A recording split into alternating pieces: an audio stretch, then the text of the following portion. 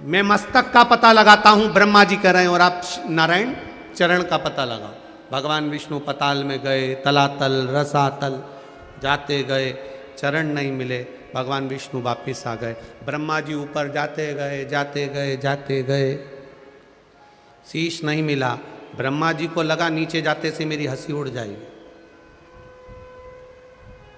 केतकी का फूल पकड़ा, फूल को उठाया केतकी के। ब्रह्मा जी ने कहा केतकी के पुष्प तू मेरे साथ नीचे चल। भगवान विष्णु के सामने जाकर कह देना कि ब्रह्मा जी को शंकर जी का सिर मिल गया। केतकी का फूल बोला मैं झूठ क्यों बोलूं, मैं झूठ बोलूंगा तो अच्छा लगेगा, मैं तुझे सुगंधित बना के रखूंगा। आगे चलते चलते गाय मिल गई। गौमाता को ब्रह्मा जी ने कहा गौमाता रुको, नीचे चलो और भगवान विष्णु के सामने चलकर कह देना कि ब्रह्मा जी को भगवान शंकर का शीश मिल गया। गौमाता बोली मैं क्यों झूठ बोलूं, मैं तुझे घर की पहली रोटी देता रहूंगा। प्रसन्न होकर दोनों चले। भगवान नारायण ने पूछा ब्रह्मा जी आपको शंकर जी का सिर मिल गया क्या? ब्रह्मा जी बोले मैं बाद में बताऊंगा, पहले आप बताओ शंकर जी के चरण मिले क्या भगवान नारायण आपको? नारायण ने सत्य कह दिया, मुझे चरण नहीं मिला। आकाशवाणी हो गई शिवलिंग में से, नारायण आपने सत्य बोला, इसलिए आज से आपका नाम सत्यनारायण होगा।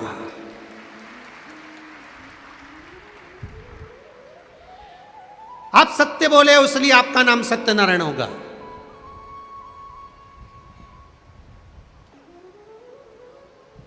ये सत्यनारायण जी की कथा है।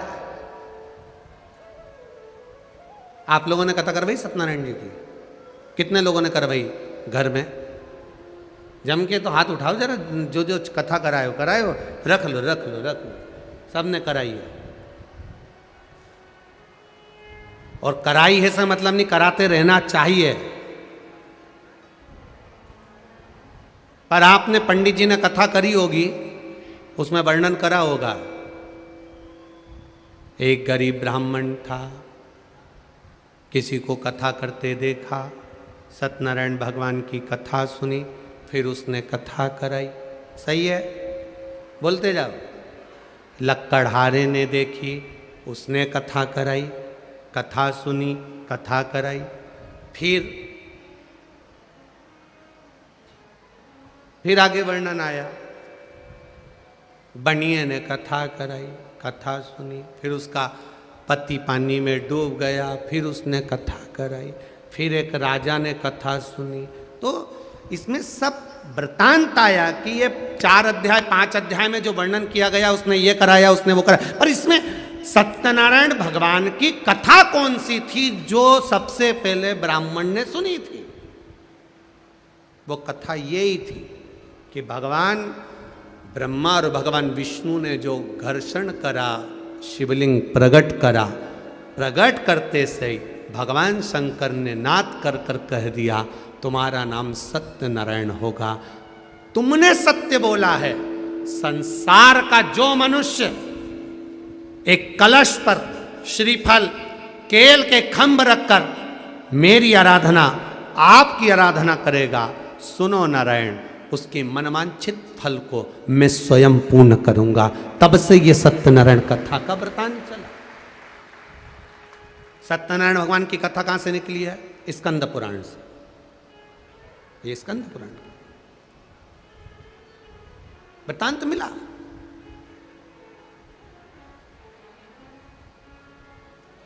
देखना चाहिए। हमारा पुरातन अगर हमको देखना है तो हमारी पुराणों में देखना पड़ेगा।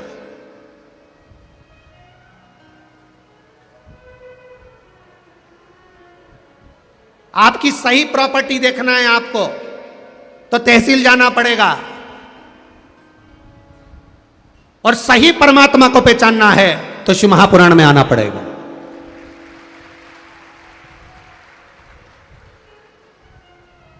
तहसील में जाओगे, रजिस्ट्रार ऑफिस में जाओगे, बही खाता खुलवाओगे तो तुम्हारे दादा परदादा का मकान नंबर ये था, खसरा नंबर ये था, उनका मकान यहां पर था, उनकी जमीन इतनी थी, तहसील में मालूम पड़ता है। और तुम्हारे पूर्वजों ने क्या क्या करा, कितना धर्म कमाया, कितना पुण्य करा, क्या भजन करा, क्या कीर्तन करा, उसको जानने के लिए तहसील नहीं, शिव महापुराण की कथा में आकर बैठ जाओ, तुम्हारे पूर्वजों का पूरा पोथी पाना यहां खुल जाता है, प्राप्त हो जाता।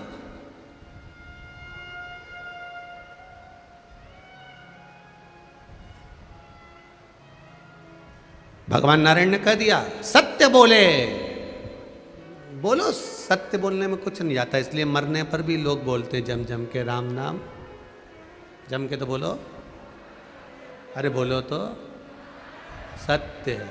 कितना डर रहे हो, बोल लो अच्छे से, अपन मर जाएंगे, जब दूसरे बोलेंगे अपन कब बोलेंगे, तो मौका है बोलने का, उसमें कोई दिक्कत नहीं। राम नाम सत्य है। हम तो हमेशा कहते दिवाली मिलने जाओ ना तो किसी के यहाँ हैप्पी होली हैप्पी दिवाली मत कहा करो, डायरेक्ट जाकर कहा करो काका जी राम नाम सत्य है। काका जी कुर्सी से नीचे गिर जाएंगे, मेरा बुरा चाहती है? नहीं नहीं नहीं, जिंदगी में बहुत असत्य बोला, दिन भर मोबाइल पर झूठ, दिन भर झूठ झूठ झूठ झूठ झूठ।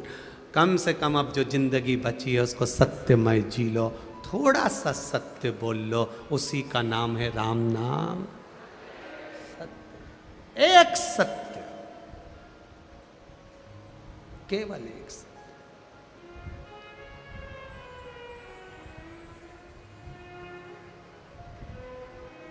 शिव कथा कह रहे, इस राम नाम सत्य के पीछे भी बहुत बड़ी कहानी है तुलसीदास जी की। राम नाम सत्य के पीछे तुलसीदास जी की बहुत बड़ी कहानी है। कभी मौका लगे तो नीमच में जो कथा करी थी, नीमच में कथा करी थी, और उस कथा में आपको राम नाम सत्य की पूरी कथा मिल जाएगी। आप कभी मौका मिले तो उसको निकालना और उसको सुनना कि राम नाम सत्य क्यों आया मुर्दे के पीछे, क्यों बोला जाता है, वो प्रधान शिव कथा कह रही है। क्या आपको सिर मिल गया? हाँ, ब्रह्मा जी ने कहा हाँ मिल गया। आकाशवाणी हो गई, ये ब्रह्मा झूठ बोल रहा है। ब्रह्मा जी ने कहा आकाशवाणी झूठी, अगर ना मानो तो केतकी के फूल से पूछो। केतकी के पुष्प ने कहा ब्रह्मा जी को सिर मिल गया। शिव जी ने आकाशवाणी कर कर कहा केतकी के पुष्प तू झूठ बोला है, सारे देवताओं पर चढ़ेगा पर तू महादेव पर कभी नहीं चढ़ेगा। भूल से भी अगर केतकी का फूल महादेव पर चढ़ जाता है तो हजारों गौ हत्या के बराबर दोष लग जाता है। ये केतकी के फूल को श्राप दे दिया। आप ना मानो तो गौ माता से पूछो। गौ माता, क्या ब्रह्मा जी को मस्तक मिला है शिव जी का? गौ माता कहती है ब्रह्मा जी को मस्तक मिला। भगवान शंकर ने आकाशवाणी कर कर कहा गौ माता तू जगत की मां होकर तू झूठ बोली है, मैं तुझे श्राप देता हूं गौ माता। तेरी पूंछ, पांव, पेट, सींग, आंख, मुख, नाक सब कुछ पूज्य होगा, पर तेरी जिह्वा से, तेरे मुख से तूने झूठ बोला है, इसलिए तेरा मुख अपूज्य होगा। सनातन हिंदू धर्म में सारे मंदिरों की परिक्रमा आगे से होती है, पर सनातन हिंदू धर्म में गौ माता की परिक्रमा पीछे से चालू होकर पीछे समापन होती है। झूठ बोला, झूठ। अब सोचो जरा सा, गाय ने एक झूठ बोला था तो उसकी परिक्रमा पीछे से होने लगी।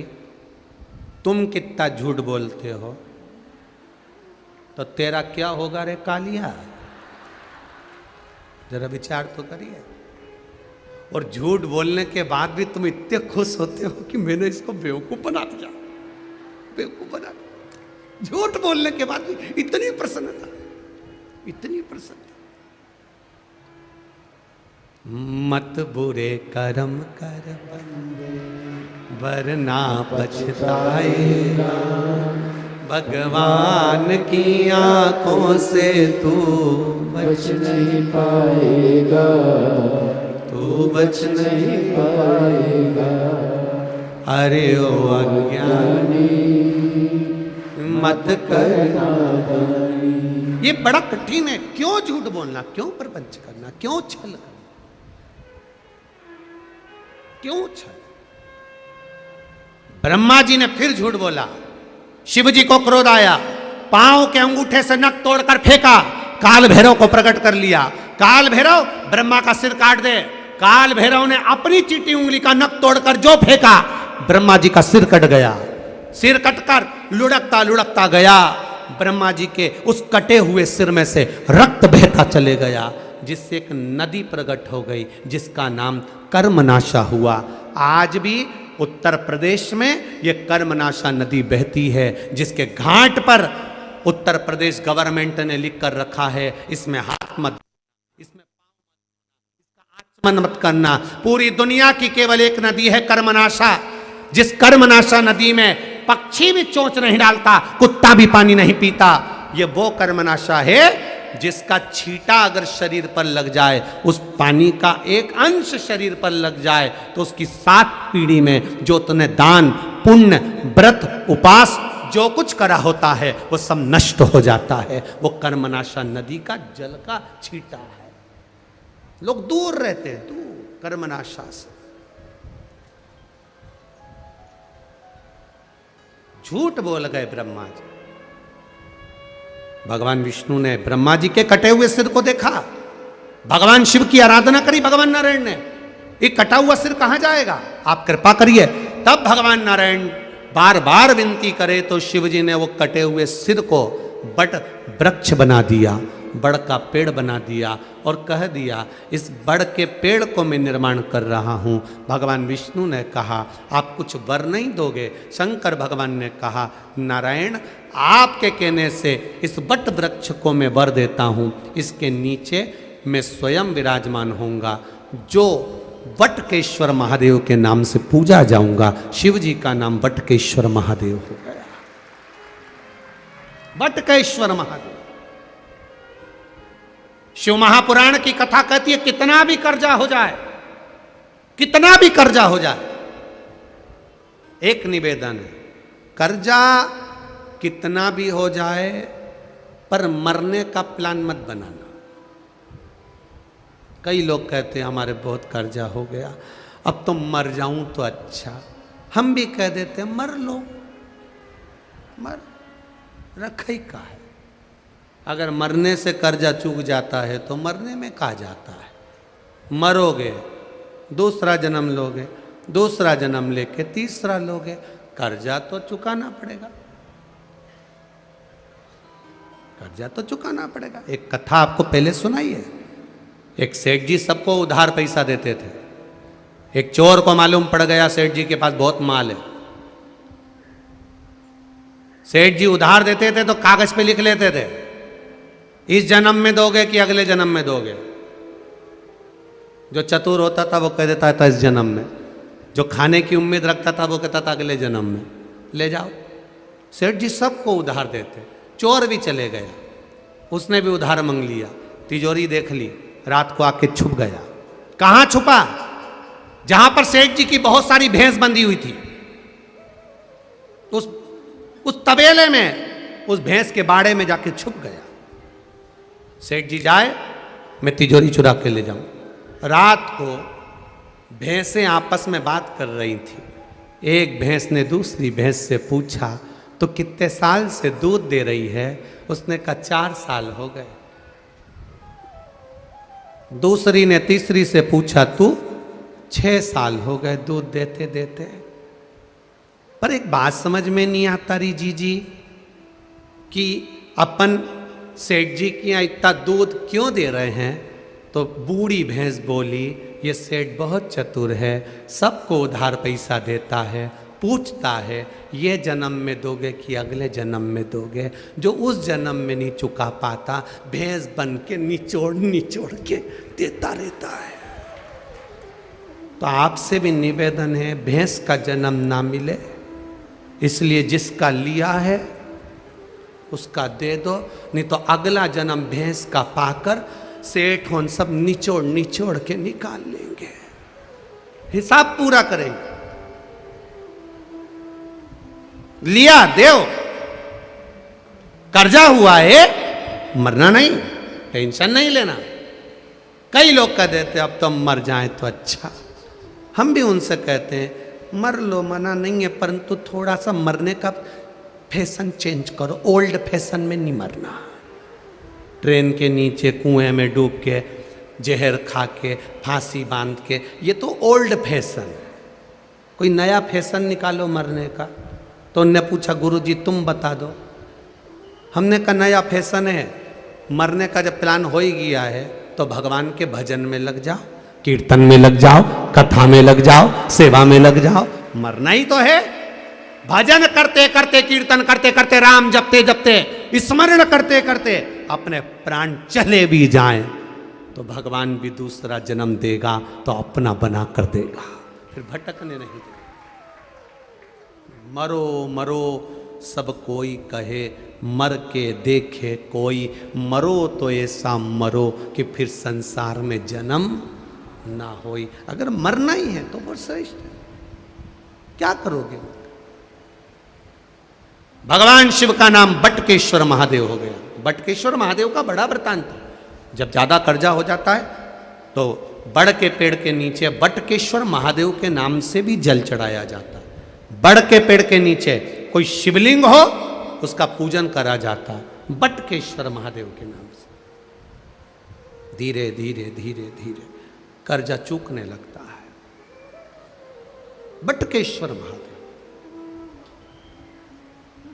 शिव तत्व को पहचानना। शिवलिंग जैसे प्रकट करा वैसे ही 4 वर्ष के अश्वत्थामा ने एक छोटा सा एक पाषाण रखकर उसकी पूजन करना प्रारंभ कर दी। बस एक जिद है, मुझे महादेव से एक जिद है। 4 साल का अश्वत्थामा सोच रहा है कि मुझे गाय का दूध पीना है, और गाय का दूध देवाधिदेव महादेव पर ज्यादा आता है, वो मुझे पिलाएंगे, वो मुझे देंगे। और अश्वत्थामा शिव जी की आराधना में लग गया। बड़ा भाव सुंदर लिखा है।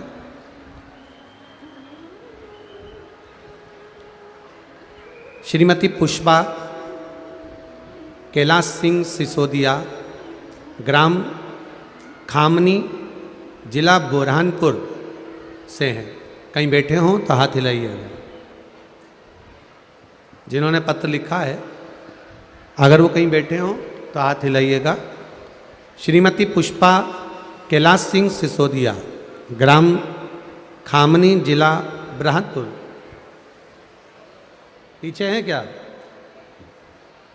इधर देखो, दोनों हाथ हिला दो एक बार। श्री शिवाय नमस्तुभ्यम। गुरुदेव,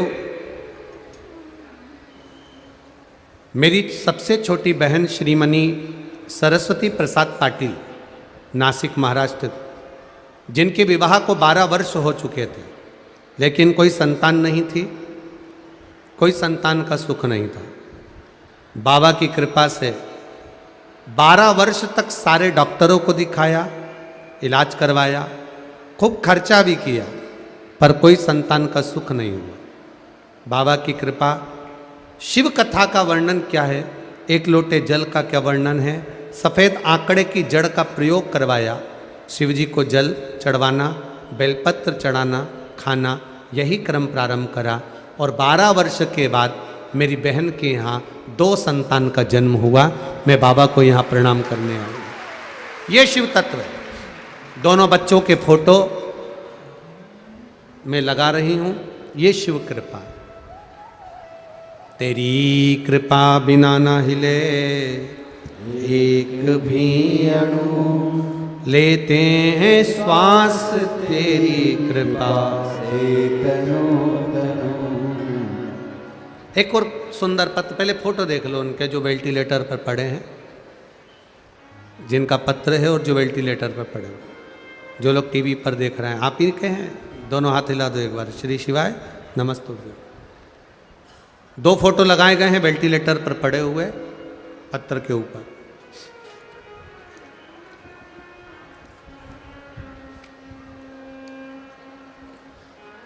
मेरा नाम दिव्यानी राजेश भारती है। मैं शाहपुर जिला बुरहानपुर की रहने वाली हूँ। आप ही हैं? दोनों हाथ हिला दो एक बार बेटा। श्री शिवाय नमस्तुभ्यम। कोरोना काल से शिव महापुराण की कथा सुन रहे हैं। 5 जनवरी 2022 में बाबा की कृपा से शिव तत्व को प्राप्त किया है। 6 फरवरी 2022 को बाबा का चमत्कार देखने को मिला, बाबा की कृपा देखने को मिली। मेरे भाई का बहुत ही खतरनाक एक्सीडेंट हो गया था, उनका फोटो लगा रही हूँ, जो कि कोमा में चले गए थे और वेंटिलेटर पर डाल दिए गए थे। डॉक्टरों ने कह दिया था बचने का कोई चांस नहीं है। 99% शरीर काम करना बंद कर दिया है, हिलना डुलना बंद कर दिया है, मेंटली काम करना बंद कर दिया। 48 घंटे का समय दिया गया था, 48 घंटे तक भी मेरा भाई ठीक नहीं हो पाया। आखिरी में बाबा की कृपा किसको कहते हैं? सीहोर का कंकर शंकर किसी के यहां पर रखा था, उसका पानी बुलवाया, शिवजी पे चढ़ा हुआ जल बुलवाया, एक बेलपत्र बुलवाई। अब हमने तो सोच लिया कि अब शरीर काम ही नहीं कर रहा है, 2 दिन बाद डॉक्टर वापिस दे देगा, लेके तो जाना ही है। हॉस्पिटल से शमशान तक पहुंचने की यात्रा है। एक बेलपत्री भैया के पलंग पर ही रख दी गई और शरीर पर चढ़ा हुआ पानी लगाना प्रारंभ किया। गुरुदेव मात्र कुछ ही घंटे निकले थे और खबर आई कि भैया ने नेत्र खोलना प्रारंभ कर दिए हैं। ये शिव तत्व है। और बाबा की कृपा से मेरे भाई खतरे से बाहर आए और बाबा की कृपा से अब बिल्कुल ठीक हैं। इसलिए हम पूरे परिवार समेत उनको यहाँ प्रणाम करने आए। श्री शिवाय नमस्ते। एक पत्र और बड़ा सुंदर आया है, देखिए।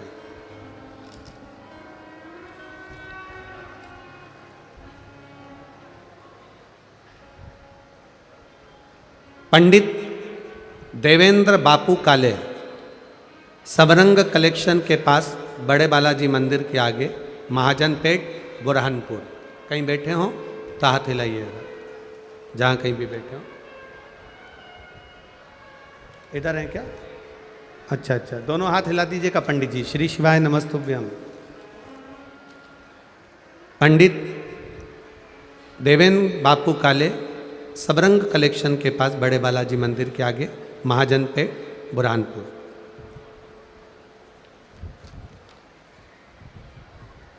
मैं पंडित देवेंद्र काले, महाजन पेट, ब्रह्मपुर, बुरहानपुर से 2 वर्ष पहले भोपाल के नीलकंठ शेष जी के यहाँ पर गया हुआ था। गर्मी के कारण मेरे शरीर पर बड़े बड़े फफोड़े हो जाते थे, लाल धब्बे हो जाते थे। तब जिनके यहाँ मैं गया हुआ था, उन्होंने कहा कि आस्था चैनल पर कथा आती है, महाराज जी हम भी सुनते हैं, आप भी थोड़ी देर सुन लें। और बैठकर कथा का रसपान किया। आपने जो शिवजी का महत्व बताया, उस महत्व के अनुसार शंकर पर दुर्वा, बेलपत्र और जल चढ़ाना प्रारंभ करा। उस जल को लेकर आना, बेलपत्र को लेकर आना, बेलपत्र खाना और जल शरीर पर लगाना प्रारंभ करा। सारे डॉक्टरों की दवाई पहले से खा चुका था, सालों हो गए थे। वो फपोले गर्मी के टाइम पर हो ही जाते थे, मिटते नहीं थे। पर बाबा की कृपा से मेरा शरीर आज की तारीख में पूर्ण तरह से स्वस्थ है, मैं एकदम ठीक हो चुका हूँ। ये शिव तत्व है, ये शंकर, ये अवघड़ी है। तेरी कृपा बिना ना हिले एक भी अणु, लेते हैं श्वास तेरी कृपा से तनु तनु। बखान क्या करूं मैं राखों के ढेर का, चपटी बबूत में खजाना कुबेर का। पत्र बहुत सारे हैं, ढेर, और उसमें सब पत्रों में आपके हृदय की बात आप लोग लिख के रखें। एक पत्र और देख लीजिए, जिसमें जो फोटो लगे हैं, जिन फोटो में एक बेटी का पूरा चेहरा, पूरा स्वरूप खराब हो चुका था, जिसको बाबा देवादिदेव महादेव की कृपा से किरण भल राय खरगोन जिले के पुनासला ग्राम से आई हूँ। कहीं बैठी हो आप ही हैं? दोनों हाथ हिला दो एक बार। श्री शिवाय नमस्तुभ्यम। दोनों हाथ हिलाओ। श्री शिवाय नमस्तुभ्यम। 19 दिसंबर 2022 को सुबह 6:30 पर इंदौर में अचानक कार से एक्सीडेंट हो गया था। इंडोल टोल टैक्स खड़े ट्रक में हमारी कार घुस गई थी। मेरी बेटी उज्जैन महाकालेश्वर बाबा के दर्शन करने जा रही थी। साथ में रूममेट एक दोस्त भी थी। बाबा 6 बजे जो एक्सीडेंट हुआ उसके फोटो में लगा रही हूँ कि बेटी की हालत इतनी खराब हो गई कि पूरा शरीर, पूरा चेहरा, सबकी सब उसका बिगड़ चुका। यहाँ तक कोई सार तत्व नहीं था कि बचे ना बचे, हर तरह से समाप्ति की ओर थे। सब लोगों ने रोना चालू कर दिया। हम लोग बहुत रोए कि अब कुछ नहीं हो सकता, अब तो शायद ही जीवित रहे। पर बाबा की कृपा, उसकी उदारता, उसकी करुणा, हॉस्पिटल ले गए। शिवजी पे चढ़ा हुआ जल का महत्व और कुंदकेश्वर महादेव के नाम से उसको औषधि देना, दवाई देना जब चालू करी, हमारी बेटी को धीरे धीरे, जो मृत्यु के घाट पर थी, डॉक्टरों ने जवाब दे दिया था, वो भी धीरे धीरे होश में आना प्रारंभ हो गई। ये शिव तत्व है। बैठिए बहन। हर हर महादेव। शिव तत्व इसी को ही कहते हैं। भगवान शंकर की उदारता इसी को कहते हैं। उसकी कृपा, उसकी दया, उसकी करुणा। आपका चढ़ाया गया एक लोटा जल, हम तो फिर बार बार कहेंगे, 3 घंटे की कथा आपको मिलती है। उसमें से आधा घंटा मूंछ वाले भैया ले लेते हैं, बचते हैं 2.5 घंटे। 2.5 घंटे में भी अगर आप लोग केवल बैठने की जगह ही ढूंढते रहे और बोलते रहे तो हम तो कहेंगे, फिर वो कहते हैं ना कि चंदन की लकड़ी मिली और उसको जलाकर कोयला बना लिया तो किस्मत फिर तुम्हारी बेकार है महाराज। हम तो कहें उसको पहचानो। 2.5 घंटे की जो कथा मिली है उसको किस तरह से ग्रहण करना, कैसे प्राप्त करना, कैसे लेना,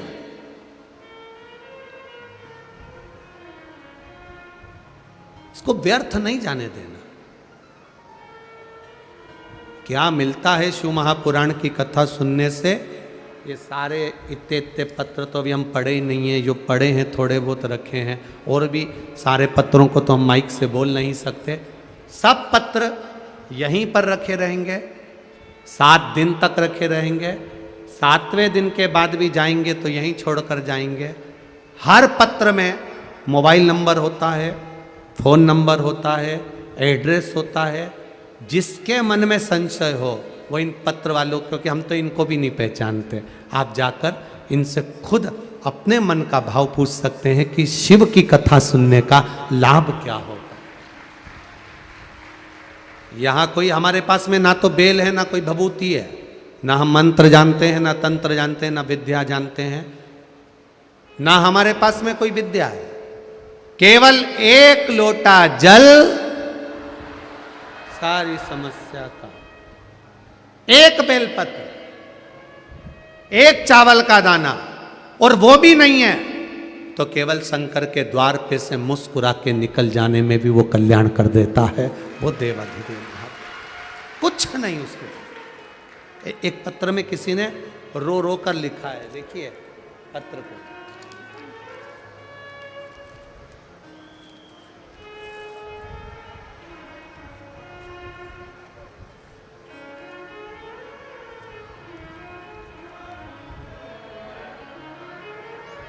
मैं सुनीता, अब देखिएगा जरा, पत्र लिखने के लिए कागज नहीं, पुष्टे पे लिखा है, और कितना भाव लिखा है उस पत्र पर। मैं सुनीता बालाराम जी टाक। कहीं बैठी हैं सुनीता जी? कहीं बैठी हो तो हाथ हिलाइएगा। मैं सुनीता बालाराम जी टाक गुरुदेव, एक लोटा जल और बेलपत्र का क्या महत्व है। मेरी पुत्री जिसका विवाह 2014 में हुआ था, लेकिन 8 साल से संतान नहीं थी। डॉक्टर ने उसका सारा इलाज करने के बाद कह दिया था इसको संतान का सुख नहीं रहेगा, इसके यहाँ औलाद नहीं होगी। टेस्ट भी करवाने का सोचा, डॉक्टर ने उसका भी कह दिया कि इसको उससे भी संतान नहीं होगी। गुरुदेव 2020 में आपकी कथा सुनी, शिव जी का क्या वर्णन होता है, शंकर जी के दरवाजे पर जाने से क्या लाभ होता है। बरहानपुर में तो आपको पहली बार हम देख रहे हैं, आज तक आपकी कथा में हम लोग गए भी नहीं थे। गुरुदेव केवल टीवी पर कथा सुनकर शंकर जी को जल चढ़ाते, आचमन करते। बेटी से कह दिया तुमरुका जी का नाम ले और शिव जी की आराधना कर। बेटी ने तुमरुका जी का नाम लेकर शंकर की आराधना करना प्रारंभ करी। 1.5 महीना हुआ, सारे डॉक्टर फेल और बेटी का गर्भ ठहर गया। ये शिव तत्व, ये शंकर। बेटी का गर्भ ठहरा, बाबा की कृपा से उसके घर में संतान की प्राप्ति हुई। ये मेरी बेटी का जीवन है, जहां सब कुछ हार जाए। कल कथा में कहा था भाग्य लिखने वाला देवता होते हैं, भाग्य लिखने वाले देवता होते हैं, पर भाग्य को बदलने वाला मेरा महादेव होता है। कब बदल देता है, कैसे बदल देता है, ये उसके ऊपर, ये उसके ऊपर। एक किसी भाई ने लिखा है उसकी दोनों किडनी खराब हो गई। जिसने लिखा हो अगर बैठा हो तो, क्योंकि पत्र ढूंढने में समय लगते हैं थोड़ा सा। मेरी दोनों किडनियां खराब हो गई, किडनियों ने काम करना बंद कर दिया।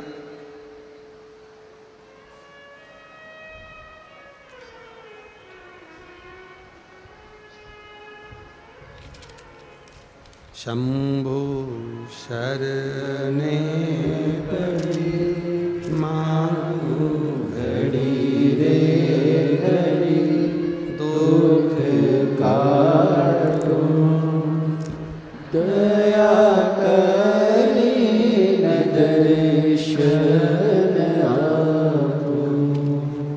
शंभु शरणे पड़ी मांगू। मेरा नाम इमलबाई शिवाजी पवार, 40 गांव से आई हूँ। कहीं बैठी हो तो हाथ हिलाइएगा। इमलबाई शिवाजी पवार, 40 गांव से आई हूँ। गुरुदेव मेरी किडनियाँ काम करना बंद कर दी।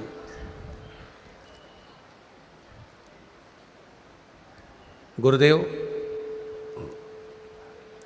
जब किडनियों ने काम करना बंद कर दिया, डॉक्टर ने कह दिया डायलिसिस पे आना पड़ेगा, शरीर काम नहीं करेगा।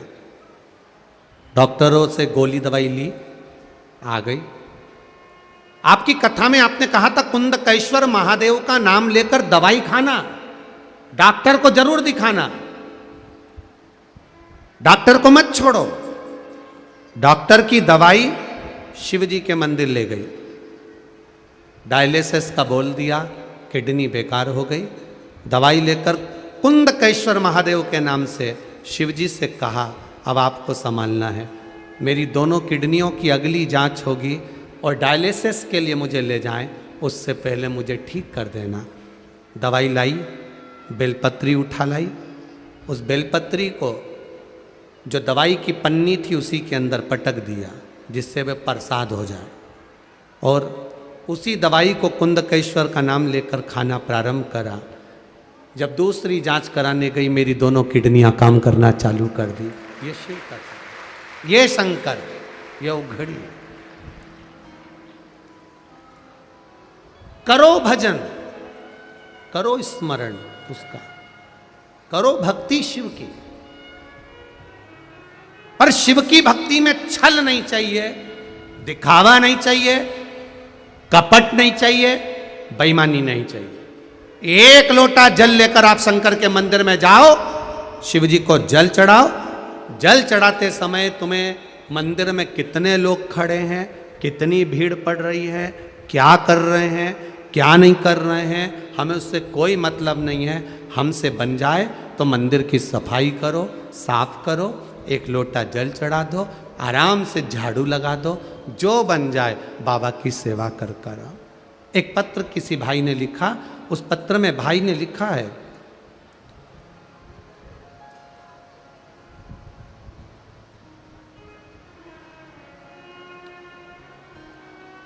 अनिल कुमार जी जायसवाल,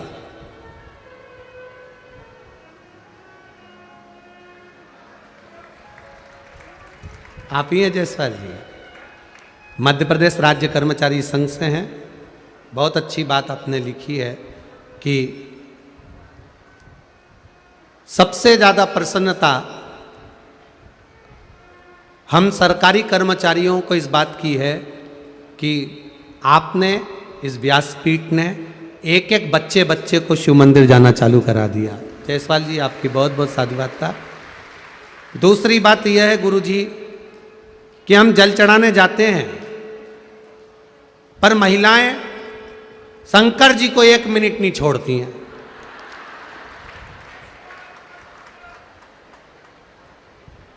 अच्छा, उनको यह भी नहीं लगता कि हम खड़े हैं। कम से कम एक जल चढ़ा के हटती है, दूसरी घुस जाती है, दूसरी हटती है, तीसरी आ जाती है, और इनमें इतना आपस में प्रेम होता है कि ये इशारे में बुला लेती है कि तू आ जा, और हम खड़े की खड़े रहते हैं। गुरु जी अब आप बताओ सारी समस्या का हल। अब ये समस्या कितनी भारी है, इसका क्या करें?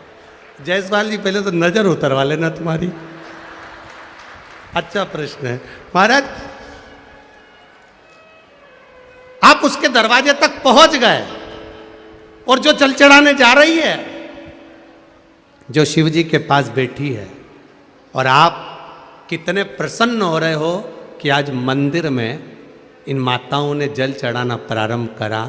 आपकी प्रसन्नता ही शिव ने स्वीकार कर ली है, शिव पा गया।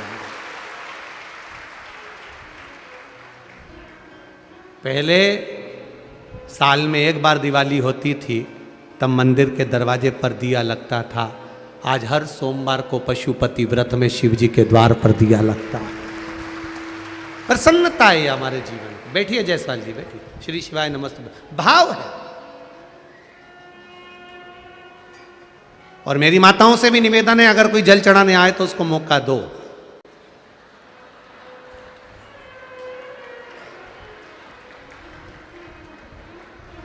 प्रयास करो थोड़ा सा जल चढ़ाने के लिए।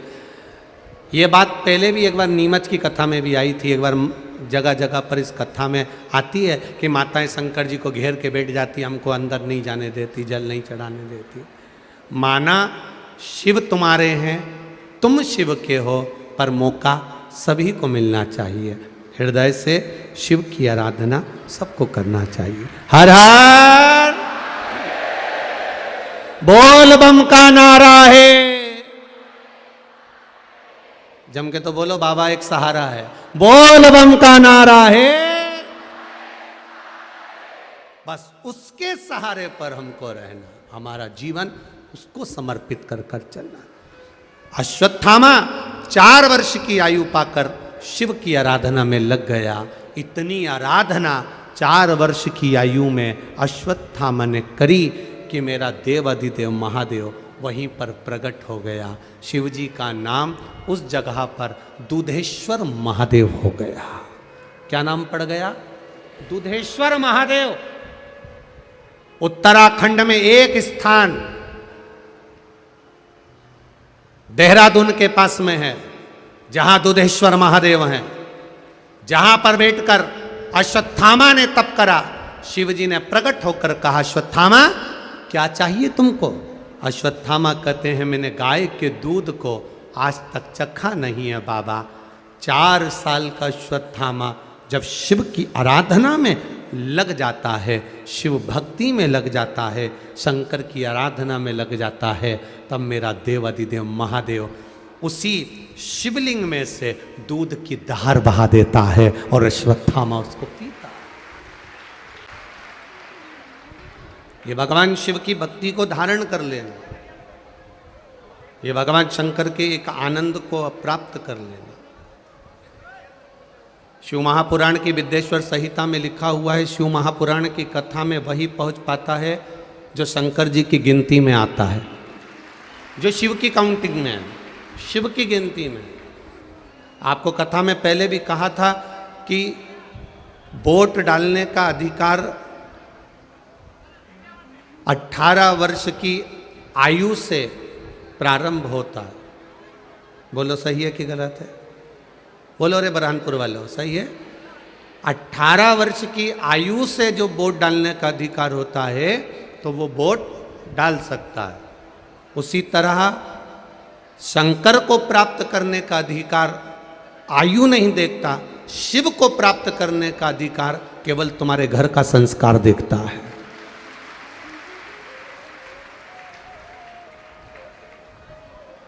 आप भगवान की भक्ति में कितने लगे हो,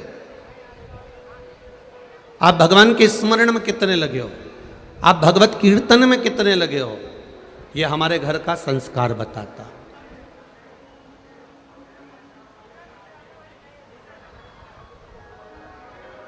अभी प्रयागराज की कथा में एक बात कही थी, आप लोगों के स्मरण में होगी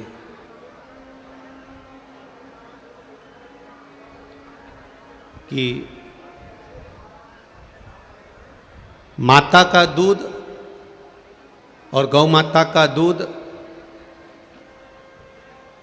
ये हमारे को संस्कार, सभ्यता और संस्कृति का एक पन्ना पढ़ा देता है।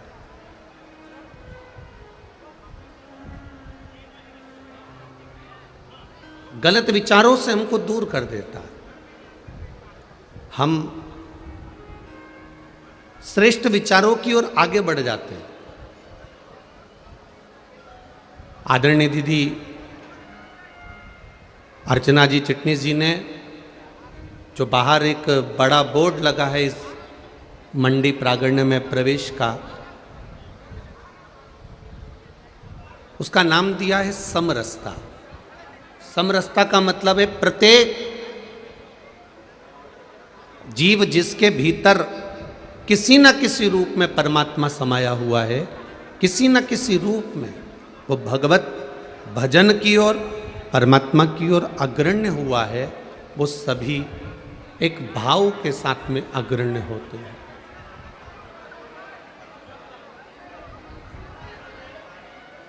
आपके भीतर का भाव क्या कर रहा है?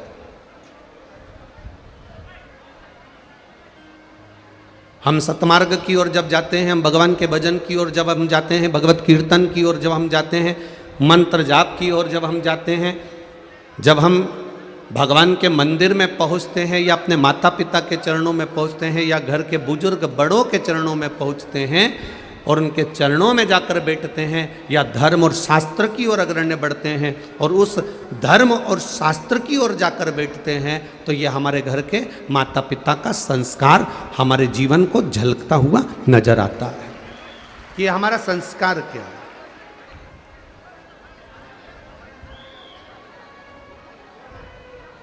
फिर कहेंगे बच्चों को कार मत दिलाओ, बच्चों को कार दिलाने की जरूरत नहीं है। बच्चों को कार दिलाओगे तो बच्चे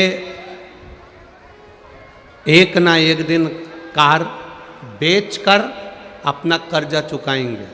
हाँ, बच्चों को यदि आपने संस्कार दिला दिया तो कर्जा बच्चा जिंदगी में कभी नहीं करेगा, बल्कि दूसरे को देने का हक रखेगा। कार और संस्कार दोनों एक आनंद का है। कार और संस्कार हम बच्चों को देना क्या चाहते हैं? आज के जमाने के बच्चों को आप सब जितने भी भक्त लोग, श्रोता बंधु आस्था चैनल के माध्यम से कथा सुन रहे हैं, फेसबुक यूट्यूब के माध्यम से कथा सुन रहे हैं, या इस 200 एकड़ के प्रांगण में विराजमान होकर दूर दूर जहाँ जहाँ आपको मन पड़ता है वहाँ बैठकर यदि आप कथा सुन रहे हैं तो एक विचार कर कर देखना कि हमने बच्चों को गाड़ी दी, हमने बच्चों को घर दिया, हमने बच्चों को सोने की चेन दी, हमने बच्चों को हैंडसेट दिया, हमने बच्चों को मोबाइल दिया, हमने बच्चों को लैपटॉप दिया, हमने बच्चों को साइकिल दी, हमने बच्चों को सब कुछ दिया। ऐसा कोई व्यक्ति नहीं है जो अपने बच्चे को कुछ नहीं देता।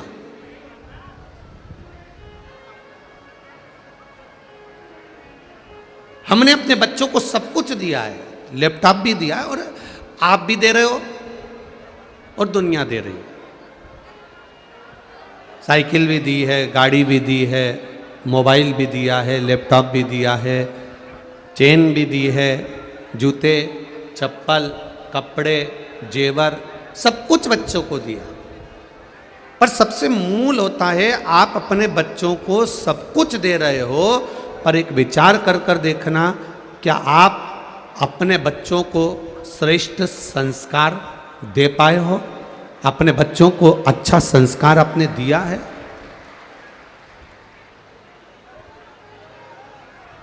श्रेष्ठ संस्कार क्या आपने अपने बच्चों को प्रदान किया है? सब कुछ दिया आपने, मना नहीं है, सब कुछ दिया और दोगे। पर क्या अपने बच्चों को हम संस्कारों के जल से सिंचित कर रहे हैं? क्या हम अपने घर के बच्चों को संस्कार दे पा रहे हैं? शिव कथा कह रही है, भगवान शंकर का संवाद कह रहा है।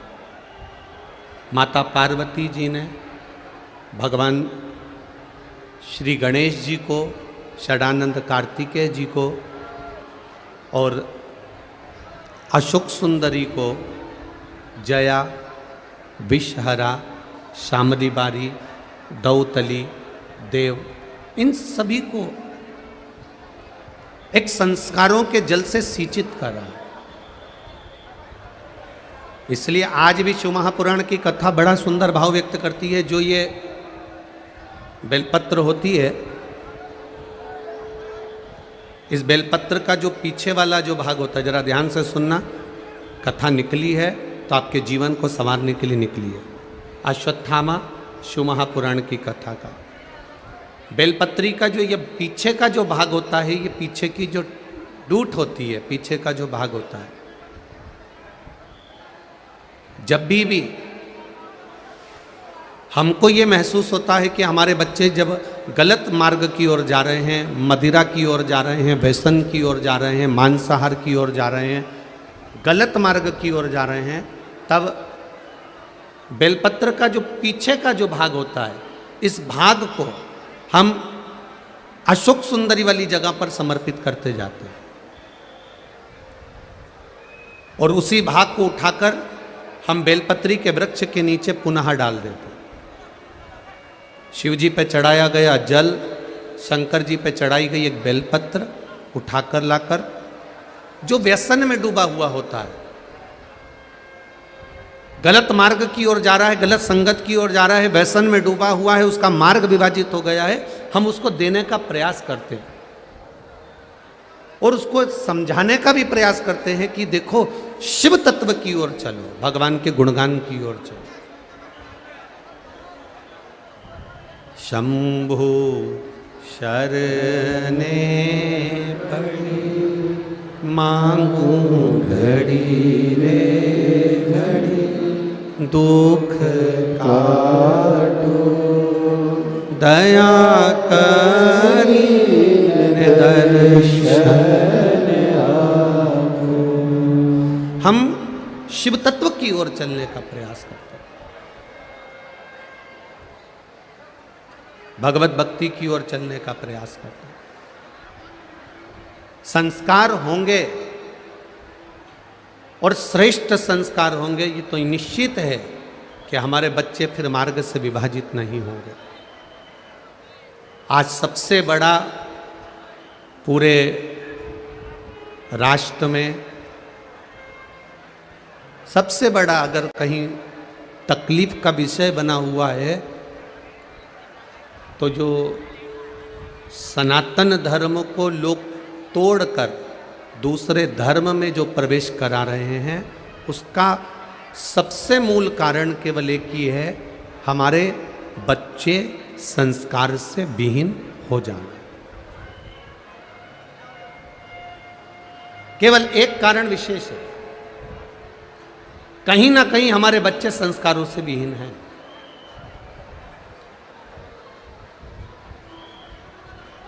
कहीं ना कहीं हमारे बच्चे संस्कारों से दूर होते चले गए।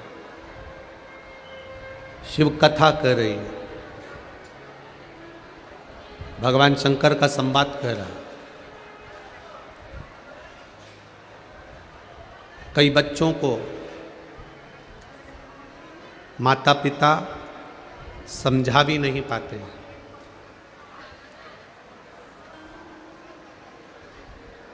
कई बच्चों को माता पिता समझा भी नहीं पाते।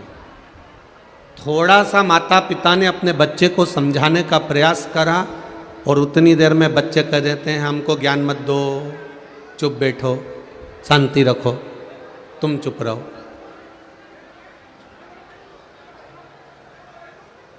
तुम चुप रहो, हमको ज्ञान मत दो, शांति रखो। कई माता पिता अपने बच्चे को समझाने का प्रयास करते, ऐसा नहीं कि नहीं समझाते। कोई माता पिता ऐसा नहीं होता जो अपने बच्चे को ना समझा, समझाएगा, ज्ञान भी देगा।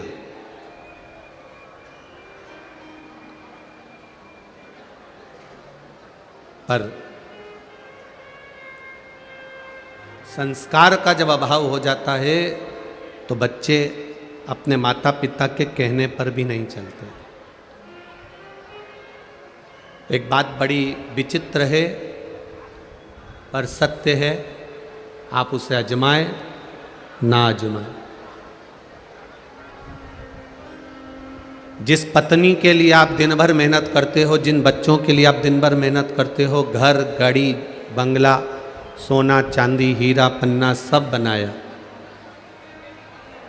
सब कुछ जोड़ा, व्यापार भी जमाया, फैक्ट्री भी जमाई, घर भी जमाया, सब कुछ जमाया। जिन बच्चों के लिए, जिन पत्नी के लिए, परिवार के लिए आपने सब कुछ जोड़ कर रखा, सब कुछ। मैं धन्यवाद दूंगा इधर पंडाल के लोगों को, इधर पंडाल के लोगों को और आधे इधर पंडाल के लोगों को, आपकी शांति को और आपके एकाग्र चित्त से कथा सुनने को धन्यवाद देता हूं।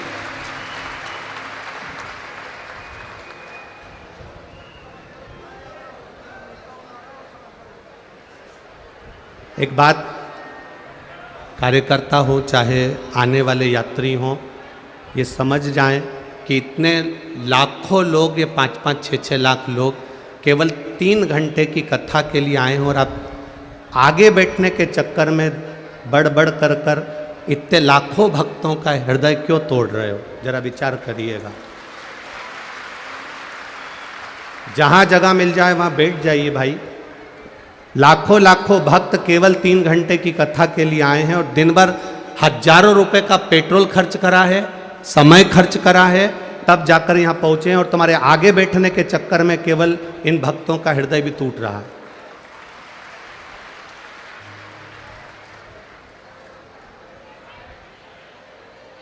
बोल काशी विश्वनाथ भगवान की। शिव तत्व कह रहा, भगवान शंकर का संवाद कह रहा, शिव कथा कह रहे।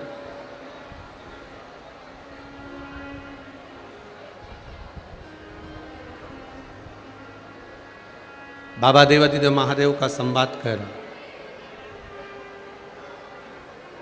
एक विचित्र है, जोड़ा, खूब जोड़ा, दिया, बेटों को दिया, परिवार को दिया। प्रत्येक व्यक्ति करता है, कोई भी हो,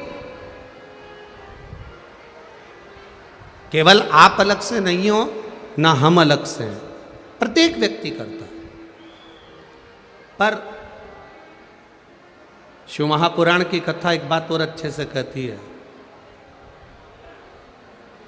मान लो कमाकर हमने बच्चों को भी दिया, पत्नी को भी दिया, परिवार को भी दिया, और वही बच्चे, वही पत्नी, वही परिवार यदि आपके विपरीत चले तो उसमें श्रेष्ठता नहीं होती है,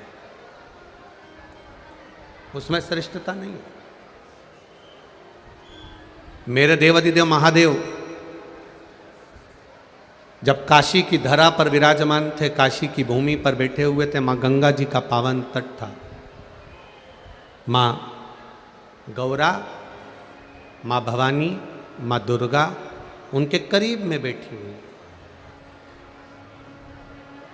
तब षडानंद कार्तिकेय जी का आगमन हुआ, और षडानंद कार्तिकेय जी का जब आगमन होता है, षडानंद कार्तिकेय जी जब पधारे तो माता पार्वती जी के पास में बैठकर षडानंद कार्तिकेय जी ने एक निवेदन, एक विनय किया।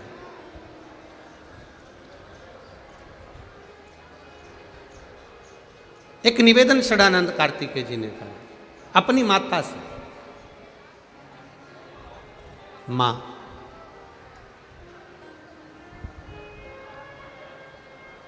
ये काशी अभिमुक्त नगरी है। काशी में जिसके प्राण छूट जाते हैं वो दूसरी बार पृथ्वी पर जन्म नहीं लेता, मुक्त हो जाता है। ये वो काशी,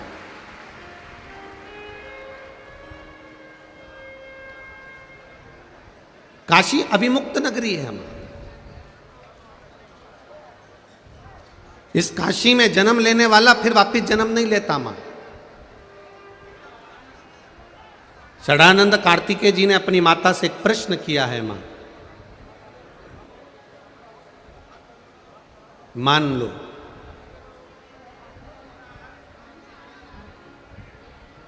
किसी कारणवश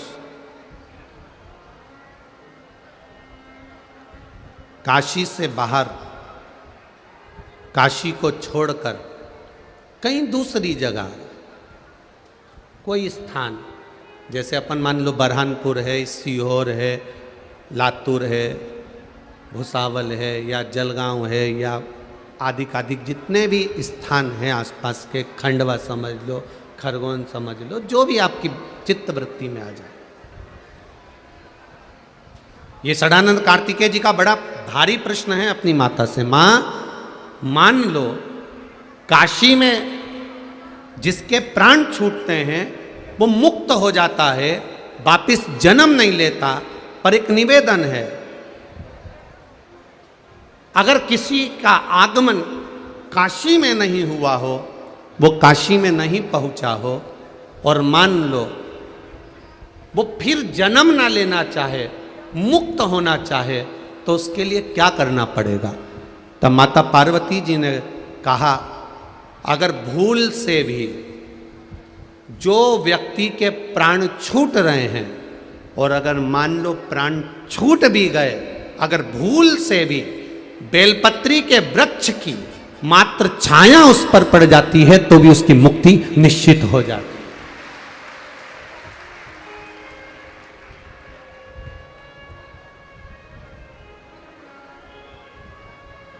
केवल बेलपत्री के वृक्ष की छाया पड़ जाना, बेलपत्री के वृक्ष की केवल एक ओट पड़ जाना,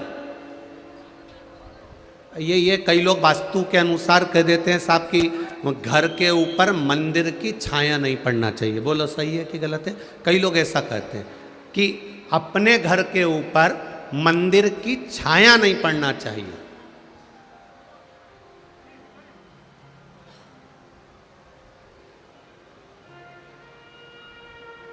पर किसी वास्तुशास्त्री से एक बात जरूर पूछना, आप कह रहे हो कि घर के ऊपर किसी मंदिर की छाया नहीं पड़ना चाहिए, पर वास्तुशास्त्र में एक बात बहुत अच्छी लिखी है, उस मंदिर के पास में अगर कोई जलाशय है, उस मंदिर के पास में कोई कुआं है, उस मंदिर के पास में कोई बावड़ी है, उस मंदिर के पास में कोई तालाब है, उस मंदिर के पास में कोई हापसी है, उस मंदिर के पास में कोई स्थान पानी का है, या उस मंदिर के पास में बेलपत्री, पीपल, आंवला, शमी, देव वृक्ष अगर कोई विराजमान है और उस मंदिर की भी छाया आपके घर पर पड़ रही है तो वो दोष नहीं देती, वो कल्याण कर देती है। ये हमारा शास्त्र कहता है।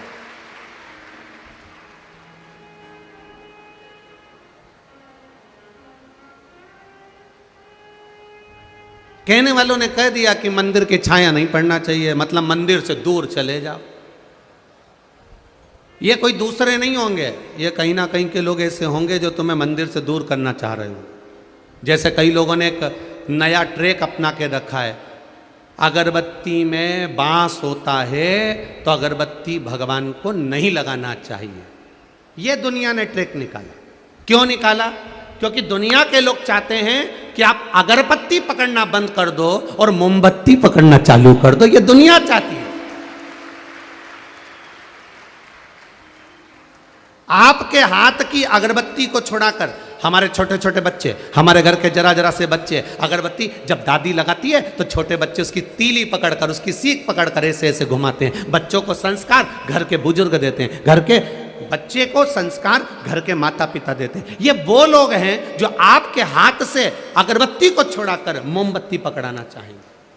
और एक बार मोमबत्ती पकड़ा दी, फिर धीरे धीरे धीरे धीरे मंदिर से दूर कर कर तुम्हें फिर कहीं और ले जाकर बिठाएंगे, फिर और दूर ले जाकर कहेंगे कि तुम अब अपना ये सनातन धर्म छोड़ दो और फिर हमारे धर्म में आकर बैठना चालू कर दो। ये वो लोग। अब समझना हमको है, समझदारी हमको चाहिए।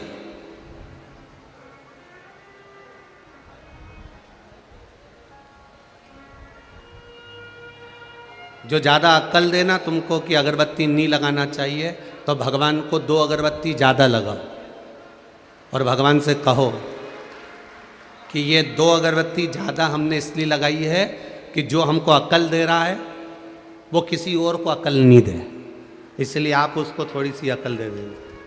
2 अगरबत्ती ज़्यादा लगा दो उस परमात्मा के।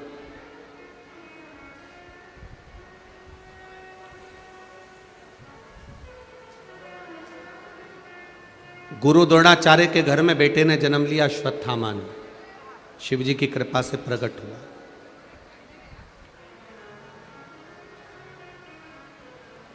अश्वत्थामा के मित्रों ने आटे को पानी में घोलकर पिला दिया और कह दिया ये दूध है। पिता ने देख लिया, पिता की दृष्टि पड़ गई और बेटा पिता के गले लगकर बोलता है, बाबा, पिताजी, आज पहली बार मैंने गाय का दूध पिया है, पहली बार गौ माता के दूध का पान किया है मैंने। अश्वत्थामा कह रहा है अपने पिता से, जिसकी उम्र मात्र 4 वर्ष की है। केवल 4 वर्ष की आयु में अश्वत्थामा अपने पिता से कह रहा है कि मैंने गाय का दूध पी लिया। गुरु द्रोणाचार्य की आंख में आंसू भर गए। बेटा, शिवजी के स्वरूप उस अश्वत्थामा को देखकर भगवान गुरु द्रोणाचार्य गले से लगाकर उसको देखकर रो रहे हैं कि मैं जानता हूँ जो तूने पिया वो गाय का दूध नहीं था, वो आटे में पानी मिलाकर तेरे मित्रों ने तुझको पिला दिया था। वो जान रहा है वो गाय का दूध नहीं है।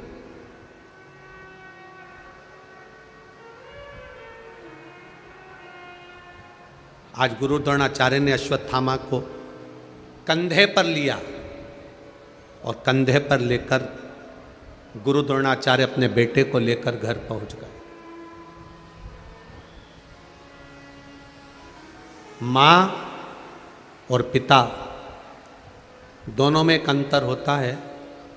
माँ बेटे को गोदी में लेती है और पिता बेटे को कंधे पर लेता है। माँ बेटे को गोदी में इसलिए लेती है कि जितनी गोदी में मैंने बेटे को रख रखा है, जो मैं देख रही हूं वो मेरा बेटा भी देखे। और पिता अपने बच्चे को कंधे पर इसलिए लेता है कि जितना मैं देख रहा हूं उससे भी ज्यादा मेरा बेटा देखे। ये बाप होता है, ये पिता होता है।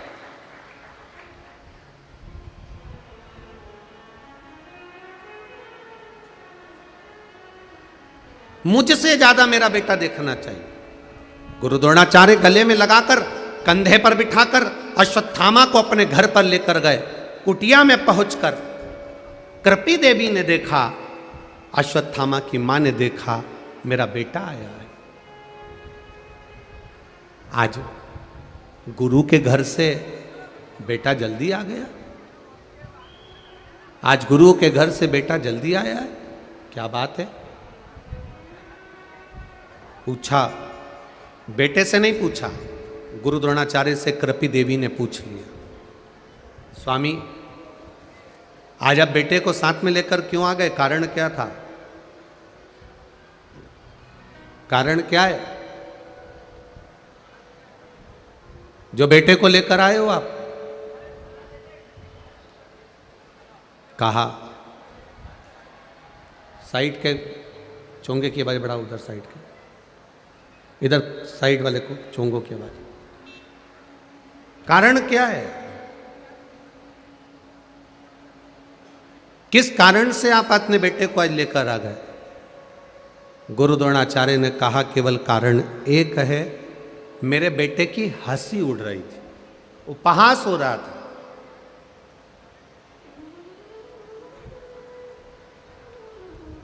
मेरे बेटे की हंसी उड़ रही है, उपहास हो रहा है, इसलिए मैं उसको लेकर आ गया।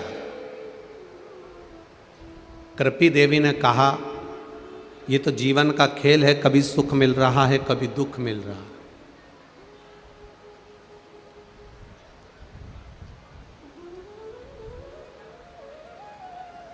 आज के समय में जो गरीब है वो सबसे ज्यादा सुखी है।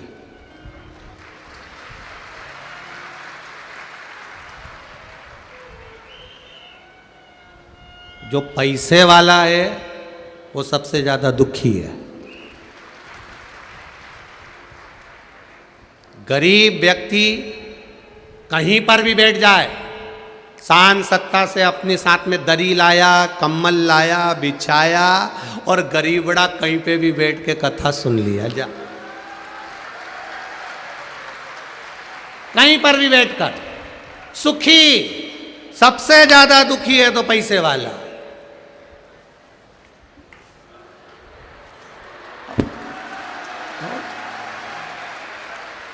मैं यहां बैठूंगी? नो नो नो,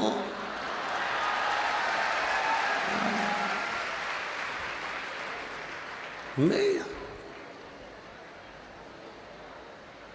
फिर दरवाजे पे खड़े हो के, तुम मुझे जानते नहीं हो?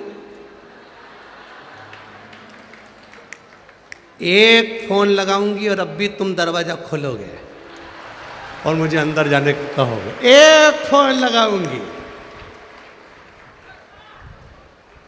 अब इसको नहीं मालूम कि तेरा काम एक फोन पर हो जाता है तो शिव भक्त का काम भी एक बेलपत्र और एक लोटे पानी से हो जाता है। कहना कठिन है महाराज, बहुत कठिन। थोड़ा दुनिया का सबसे जो गरीब है वो सुखी है, कितनी मस्ती में बैठा आराम से भैया, एकदम अलमस्त होकर चकाचक, उसे कोई मतलब नहीं, बस वो तो उठता है और जहाँ पर अर्चना दीदी और उनकी पूरी टीम ने जहाँ भोजन की व्यवस्था करी, वहाँ जाता है, भोजन करता, नहाया धोया और फिर अपनी जगह पे आकर बैठ गया। और जो सुखी सुख, और इनके सुख का एक आनंद, बरहानपुर वालों छोड़ना मती, इनके सुख का आनंद लेना। तो रात्रि के समय पर जब ये बैठे हों और भजन चारों तरफ चल रहा हो, ये नजारा बरहानपुर में बार बार नहीं मिलेगा। चारों तरफ बैठकर ये भजन करते हैं, चारों तरफ जहां इनको मौका मिल जाता, वहां ग्रुप बनाया, भजन गाया, नाचे कूदे, स्मरण करा, ढोलक तबला खंजरी मंजरी सब साथ में लेकर चलते हैं। और इनके भजन का जो आनंद आता है वो जीवन में कहीं नहीं मिल सकता। और मैं बरहानपुर के एक एक व्यक्ति को धन्यवाद दूंगा कि बरहानपुर का एक एक सेठ, एक एक व्यक्ति इन शिव भक्तों की सेवा में लगा हुआ है। कोई पोया, कोई हलवा, कोई फल बांटने में लगे हुए। अभी हम आते आते देख रहे थे, कोई ने पानी का स्टॉल लगा रखा है, कोई गन्ने का रस पिला रहा था, कोई व्यक्ति गिलास में भर भर कर, कोई फल दे रहा था, केला। हम देख रहे थे, बड़ी बड़ी साधुता है साहब, बहुत। कोई बिस्कुट के पूड़े। क्या करोगे? शंकर की कथा बाचने वाला, शंकर की कथा करवाने वाला, शंकर की कथा सुनने वाला और शंकर की कथा में सेवा करने वाला कोई दूसरा नहीं होता, मेरा देवाधिदेव महादेव होता, कोई दूसरा नहीं। आप अगर कथा में सेवा कर रहे हो, लगे हुए हो, जल वितरण कर रहे हो, भोजन करा रहे हो, कार्यकर्ता बनकर सेवा कर रहे हो, तो भी तुम शिव हो। जो सुन रहा है वो भी शिव है, और जो करा रहा है, जो करा रहा है वो भी शिव है। यह आपके भीतर की भक्ति का बल है।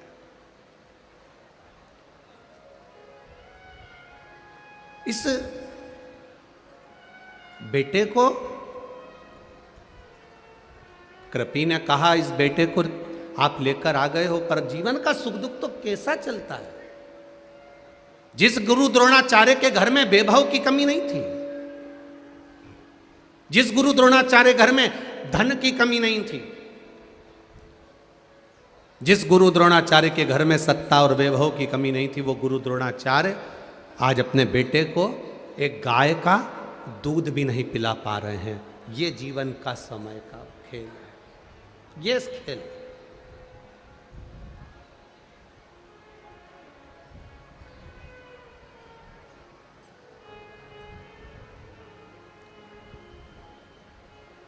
इसीलिए परभणी की कथा में कहा था, वक्ता और वक्त ये दोनों सामने आएंगे।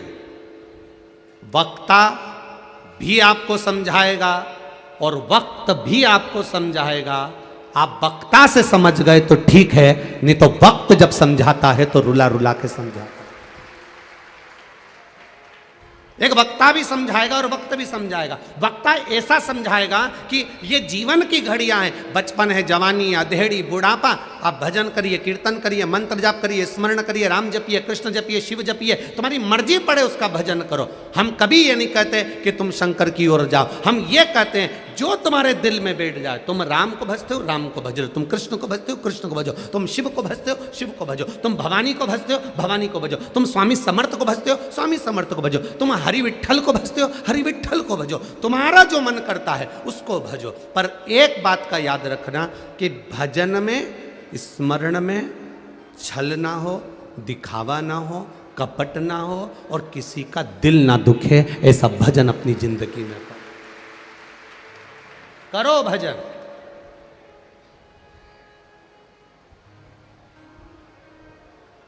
शिव के मंदिर जाने के लिए, शिवालय जाने के लिए तो हम कहते हैं, क्यों कहते हैं? क्योंकि जीते जी चले जाओगे तो अच्छा है, नहीं तो मरने के बाद तो शमशान जाना ही है।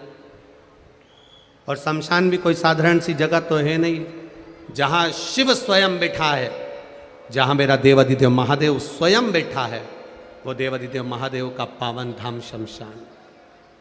कोई साधारण भूमि नहीं है शमशान। अपनी चित्तवृत्ति को रमाइए। कहां लेकर जाओगे इस बच्चे को? क्या दोगे इस बच्चे को? जिसके घर में सत्ता की कमी नहीं थी, वैभव की कमी नहीं थी, धन की कमी नहीं थी, वो गुरु द्रोणाचार्य के घर में एक गाय नहीं है अपने बच्चे को दूध पिलाने के लिए। गाय का दूध पिलाने के लिए एक गाय नहीं। बेटे के मुख पर आटे में पानी मिला हुआ जो पिया था वो बेटे के मुख पर लगा था। माँ अपने बेटे के मुख पर से वो दूध को हटाकर जब चखती है कि मेरा बेटा अश्वत्थामा क्या पीकर आया है, तब माँ ने बेटे के मुख पर से वो आटे के पानी को हटाकर कृपी देवी ने जब चखा, गुरु द्रोणाचार्य की धर्म पत्नी ने जब चखा, तो कृपी की आंख में से आंसू बहने लगे। माँ, मैंने तो आज गाय का दूध पिया है। मां, मैंने आज गौमाता का दूध पिया है।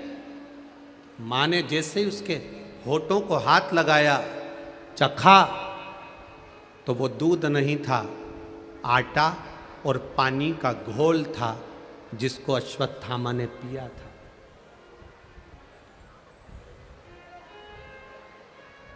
आटे और पानी का घोल है जिसको अश्वत्थामा ने पिया।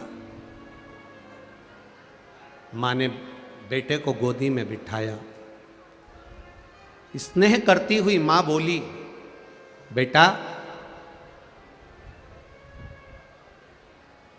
आपने कभी गाय के दूध का स्वाद नहीं लिया, इसलिए आपको मालूम नहीं है कि गौ माता का दूध का स्वाद क्या होता है। आपने अभी जो पिया है केवल वो आटे का पानी था जो तुम्हारे मित्रों ने तुम्हारी हंसी उड़ाने के लिए तुमको वो आटे का पानी दे दिया था। मां,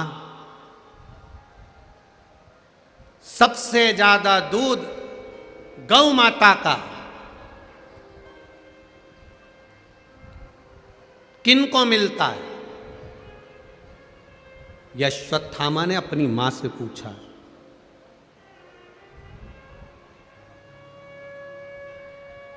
सबसे ज्यादा दूध गौ माता का किसको मिलता है? तो कृपी देवी के मुख से तुरंत निकल गया, सबसे ज्यादा गाय का दूध महादेव को मिलता है। महादेव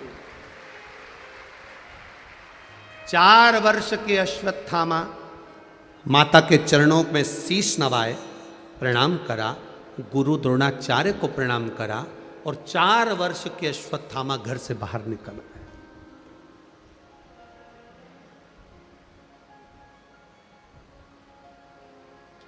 ये जितने बच्चे यहाँ कथा सुन रहे हैं, उन बच्चों से निवेदन करूँगा और उनकी माताओं से निवेदन करूँगा कि अपने बच्चे को संस्कार देना सीखो।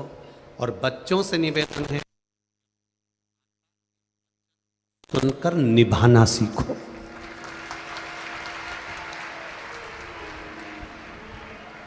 होती है माँ, आज अगर बच्चे को झूठ बोलना सिखा रही है तो माँ सिखा रही है। आज बच्चों को सत्य बोलना सिखाती है तो मां सिखाती है। एक छोटा सा बच्चा, मां जा रही थी किटी पार्टी में, छोटा सा बच्चा जिद कर रहा है, मैं भी चलूंगा, मैं भी चलूंगा, मैं भी चलूंगा। मां ने मना कर दिया, तू नहीं जाएगा, एग्जाम का टाइम है, पढ़ाई का समय है, पढ़ो, तुम मेरे साथ नहीं जाओगे। बच्चा जिद करने लगा, नहीं मैं तो जाऊंगा, मुझे तो जाना है।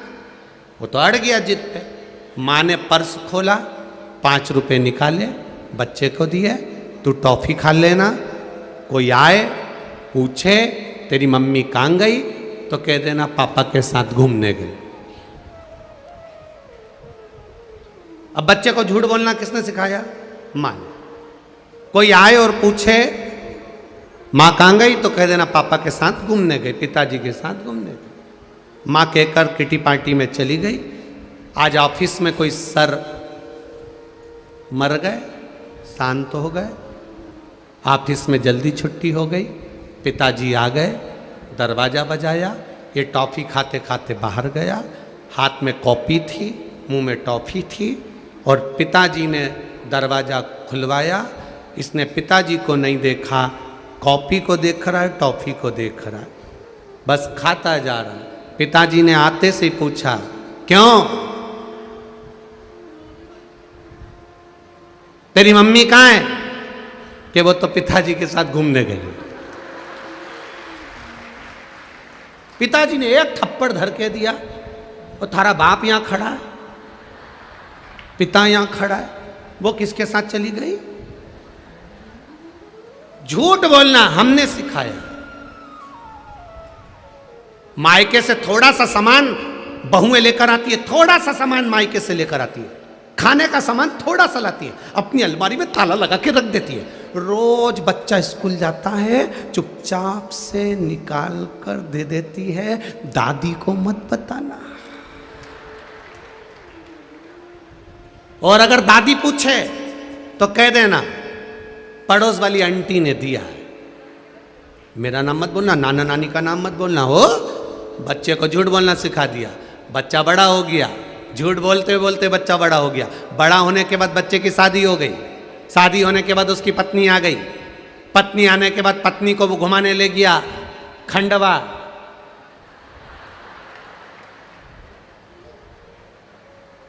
धुनी वाले दादा के यहाँ दर्शन करने गए तो वहीं पे साड़ी की दुकान थी। पत्नी ने कहा कितनी सुंदर साड़ी है, पति ने कहा ले ले, घर जाएंगे और मम्मी पूछेगी तो कह देना मायके से मिली है। सिखाया किसने था? बोलते जाओ जरा, बरहानपुर वालों जम के बोलो जरा। माँ ने क्या सिखाया था? पूछे तो कह देना आंटी जी ने दी है। उस बच्चे ने बड़े होकर अपनी पत्नी को भी सिखा दिया कि कुछ भी मिले तो कह देना मायके से मिली है। अब सास को मालूम है ये मायके से नहीं मिली, ये मेरे छोरे ने दिलाई, ये मैं अच्छे से जानती हूँ। अच्छा, जितनी चतुर होती है ना डोकरी, बहुत चतुर होती है, ईमानदारी की बात है, बहुत चतुरता होती है। वो तो कभी कभी ये झांसा में आ जाए, नहीं तो एक एक बूढ़ी बूढ़ी माताएं, एक बार बुजुर्ग पिता अपने बेटे के झांसे में आ जाएगा, पर बुढ़िया कभी नहीं, कभी नहीं, भूल के भी। बूढ़ी बूढ़ी माताएं तो कभी झांसे में नहीं आती। एक छोटा सा बच्चा दादी की गोद में बैठ कर बोला, दादी ओ दादी। दादी बोली हाँ। पड़ोस में वो लल्लू लेता है ना, हाँ, उसके घर में आज बूंदी का रायता बना है, बूंदी बनी है, सेव बना है, पूड़ी बनी, चने की सब्जी बनी। दादी बोली बेटा उसकी दादी मर गई ना, इसलिए उसके यहाँ बारवा है।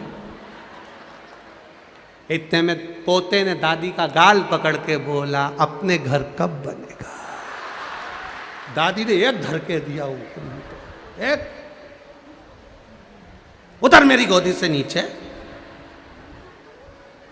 मेरा मारने का प्लान बना रहा है, उतर जा नीचे। हम क्या दे रहे हैं बच्चों को? सुबह से शाम तक हम अपने बच्चों को झूठ बोलना सिखाते हैं, सुबह से शाम तक। फिर वही बच्चा बड़े होकर झूठ बोलता है तो हमको बुरा लगता है। क्या दिया हमने?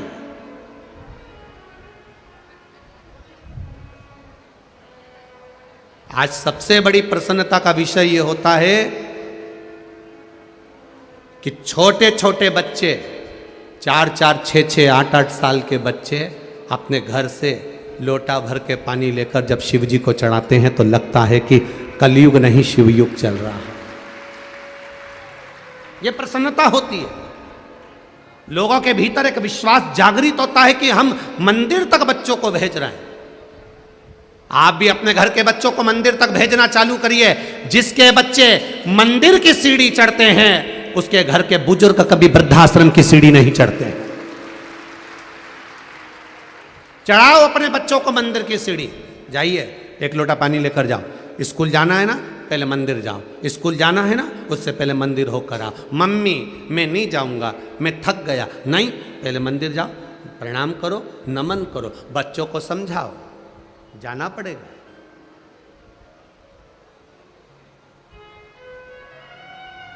जाओ मंदिर तक,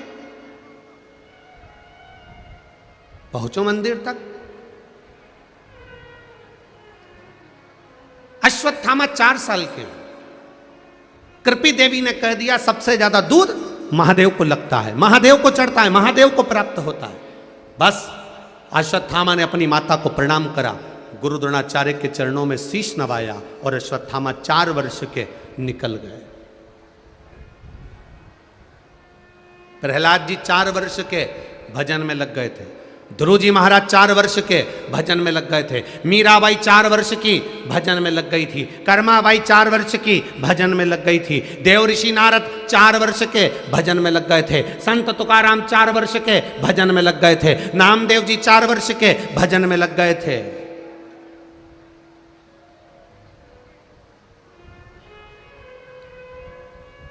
और हम 4 वर्ष के बच्चे से कहते हैं अभी क्या कथा सुनेगा, अभी क्या मंदिर जाएगा, अभी क्या भजन करेगा।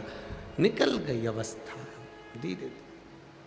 बचपन खेल में खोया, जवानी नींद भर सोया, बुढ़ापा देख कर रोया, सिराने मौत हंसती है। बाद में मौत भी हंसती है कि इसने पूरी जिंदगी गवा दी है। क्या दिया हमने?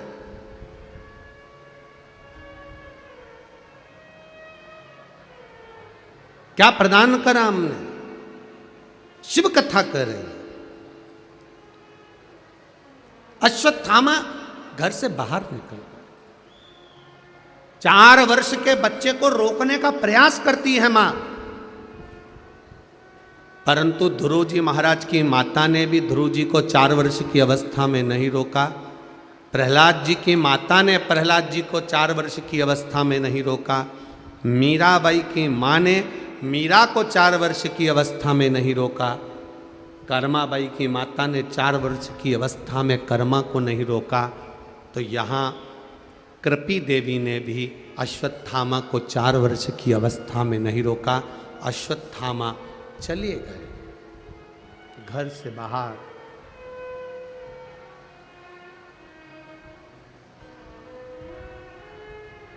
घर से बाहर चले गए। एक गुफा बनाई, उस गुफा के अंदर प्रवेश कर गए और गुफा में प्रवेश कर कर अश्वत्थामा 4 साल के एक छोटा सा शिलाखंड, छोटा सा शिलाखंड, एक पत्थर उठा ला, रख दिया।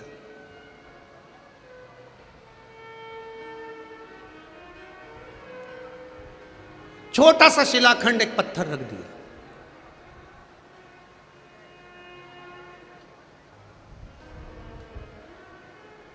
आज दीदी अर्चना चिटनीस जी ने एक बहुत सुंदर बात गाड़ी में चलते चलते दीदी ने कही कि गुरुजी, भगवान विष्णु के जन्म की कथा आती है, भगवान ब्रह्मा जी के जन्म की कथा आती है, देवाधिदेव महादेव के जन्म का कोई वृतांत नहीं आता। हमने दीदी से कहा, नहीं दीदी ऐसा नहीं है, वो आज जन्मा है। उसके जन्म का नहीं, उसके प्रागट्य का, जैसे राम जी के प्रागट्य का वर्णन आता है, भगवान कृष्ण के प्रागट्य का वर्णन आता है, भगवान विष्णु के प्रागट्य का वर्णन आता है, भगवान ब्रह्मा के प्रागट्य का वर्णन आता है, वैसे मेरे महादेव के प्रागट्य का भी वर्णन आता है।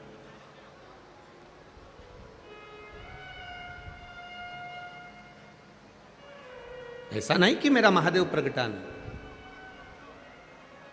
प्रगटा।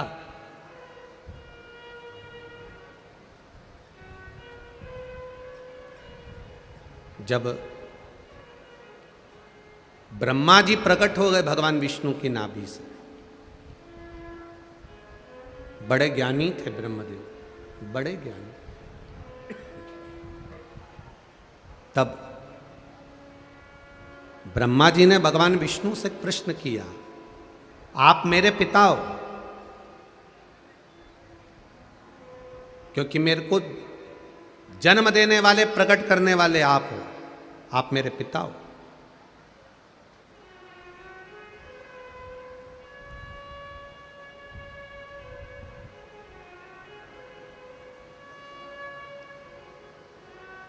मेरे पिता का नाम मुझे मालूम है कि मेरे पिता भगवान विष्णु है, पर मेरे भगवान विष्णु के पिता कौन है? तब भगवान विष्णु के मुख से सहजता में निकल गया, शिव अवघड़ी शंकर वो मेरा पिता है।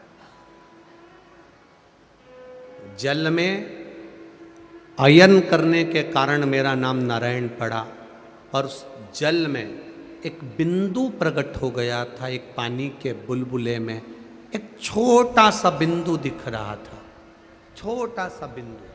आज भी ब्रह्म कुमारी आश्रम में, अगर कोई ब्रह्म कुमारी वाले यहाँ बैठे होंगे जो ब्रह्म कुमारी आश्रम से जुड़े होंगे, उनको गए होंगे तो उनको बताया होगा, ब्रह्म कुमारी आश्रम में आज भी मात्र एक बिंदु दिखाया जाता है कि इस बिंदु से उत्पत्ति है, एक बिंदु से, और वो बिंदु कोई दूसरा नहीं, वो बिंदु मेरा देव अधिदेव महादेव है।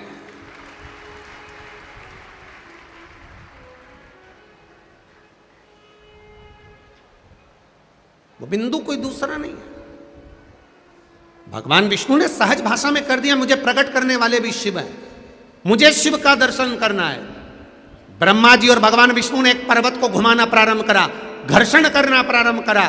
पर्वत घूमना जब प्रारंभ हुआ, घूमते घूमते घूमते घूमते पर्वत ने एक अग्नि के खंभ की आकृति प्रकट कर ली और एक लिंगायत आकृति प्रकट कर कर खंबे में से मेरा देवाधिदेव महादेव प्रकट हो गया। शिव जी ने प्रकट होकर भगवान विष्णु और ब्रह्मा जी से कहा, मेरा स्वरूप इस पृथ्वी पर प्रकटा नहीं है, तुमने जो शिवलिंग की आकृति बनाई है यह मेरा स्वरूप प्रकटा है, यह मेरा स्वरूप प्रकटा है।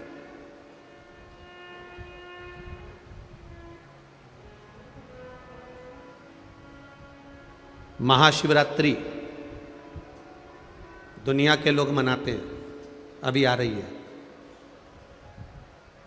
सारी दुनिया में शंकर जी और पार्वती जी की शादी होगी, और शिव जी की शादी की तारीख तो अलग है। बैसाख का महीना शुक्ल पक्ष की पंचमी तिथि को भगवान शंकर की पार्वती जी के साथ शादी हुई थी। शिवरात्रि का दिन तो ब्रह्मा और विष्णु ने जो भगवान शंकर के शिवलिंग को प्रकट करा था, उनके प्रागट्योत्सव का दिन है शिवरात्रि का दिन। भगवान शंकर के प्रागट्य का दिन है। हाँ, तो दुनिया के लोगों ने कहा फिर शिवजी और पार्वती जी की शादी का क्रम क्यों मनाया जाता है? शिवजी और पार्वती जी की शादी तो बैसाख शुक्ल पक्ष की पंचमी को हुई थी, पर यही माता पार्वती का एक अवतार हुआ था, उमा का अवतार, जिनका विवाह भगवान महेश के साथ हुआ था, जिससे उमा महेश का विवाह हुआ। उन महेश के वंशजों में बहुत सारे महेश्वरी बंधुओं का आप दर्शन करते होंगे। महेश्वरी समाज की उत्पत्ति उमा और महेश्वर से हुई है। तो जो उमा माता और भगवान महेश का विवाह हुआ था वो शिवरात्रि के दिन हुआ था, इसलिए हम उसको पार्वती और शिव के विवाह से जोड़ लेते हैं।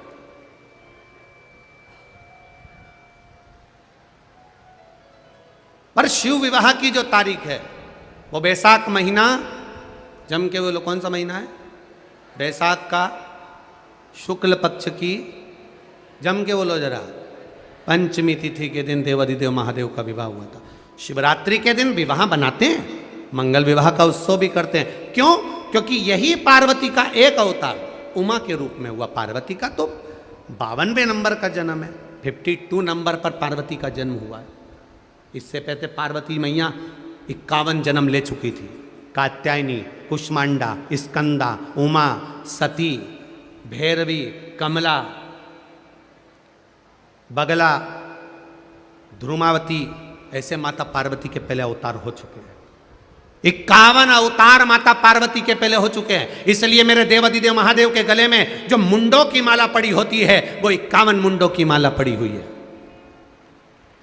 शिव जी के गले में 51 मुंडों की माला है। कभी मेरे महाकाल बाबा का दर्शन करना, महाकाल बाबा के दर्शन करोगे तो महाकाल बाबा के गले में आप कभी चांदी के मुंडों की माला देखना। चांदी के मुंडों की जो माला दिखेगी वो महादेव के बाबा के किसी पंडित से, किसी पुरोहित से, किसी पूजन करने वाले से, महादेव की आराधना करने वाले से पूछना ये मुंडे किसके हैं, तो बता देंगे ये पार्वती जी ने जो जन्म लिए हैं। बार बार माता पार्वती के जो प्राण छूटते हैं, भगवान शंकर ने वो पार्वती के मुंडों को अपने गले में धारण कर कर रखा है, अपने गले में धारण कर कर रखा।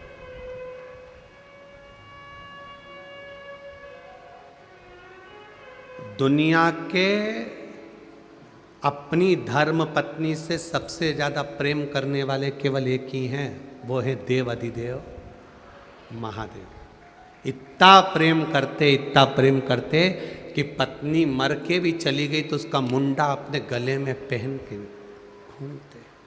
और आज का आदमी होता तो मरते से दूसरी का विचार कर लेता किसको लाना है। वो महादेव है, महादेव। क्या भगवान विष्णु की अष्टलक्ष्मी नहीं हुई? क्या भगवान नारायण की अष्टलक्ष्मी नहीं हुई? पर मेरे नारायण के गले में कभी तुमने अष्टलक्ष्मियों का स्मरण नहीं देखा होगा, केवल एक लक्ष्मी को देखा होगा। पर मेरा महादेव 51 चली गई, उनके मुंडों को भी अपने गले में धारण कर कर रखा है। वो मेरा देव अधिदेव महादेव है, जो नारी का सम्मान करना जानता है, स्त्री का आदर करना जानता है, सत्कार करना जानता है। किसी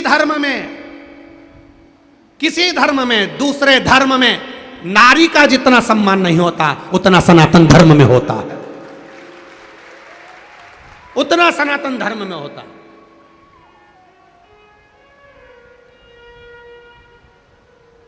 दूसरे धर्म के देवताओं को देखना अकेले ही मिलेंगे, पर हमारे सनातन धर्म के देवताओं को देखना, नारायण के साथ लक्ष्मी, इंद्र के साथ इंद्राणी, कृष्ण के साथ राधा, राम जी के साथ सीता, महादेव के साथ पार्वती, हमेशा जोड़े से मिलते हैं। वो यूं कहते हैं कि तुम इधर उधर मत भटको, साथ रहो, आनंद में रहो, अलमस्त रहो। जैसे हम दोनों साथ रहते हैं तो रोज 56 भोग खाने को मिलते हैं, तुम दोनों साथ रहोगे।